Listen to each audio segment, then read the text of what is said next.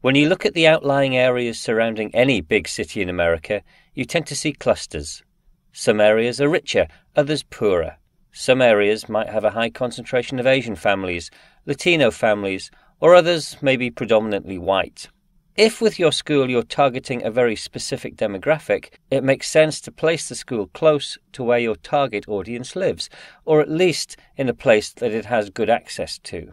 Researchers found that if you do place a school in one of these clusters, then people from other demographics may be deterred from attending that school. With High Tech High, we wanted the student body to truly reflect the mix of San Diego as a whole, so we needed a location that everyone would feel comfortable with.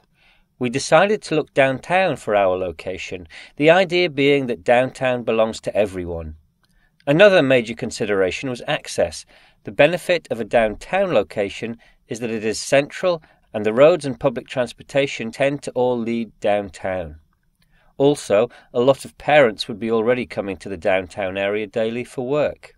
We were looking fairly unsuccessfully for a building downtown when we heard about the city's plan to redevelop the old Naval Training Center in Point Loma. The site was about 3 miles from downtown, but most importantly it was very close to the Old Town Transit Depot, a major hub for public transportation right off Interstate 5 and 8. Essentially, wherever you're going in San Diego, there's a good chance you'll pass by Old Town. We managed to grab one of the buildings in the redevelopment for our first school, and as the site grew, we grew into several more.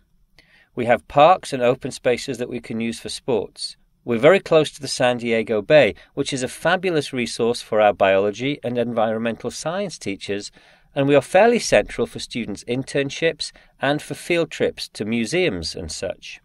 Another nice thing about our location is that we're less than a mile from the airport and less than 5 miles from one of America's most popular convention centers that every few years holds a major education convention. So we get a constant stream of the leading lights in education and other important dignitaries passing right by our site.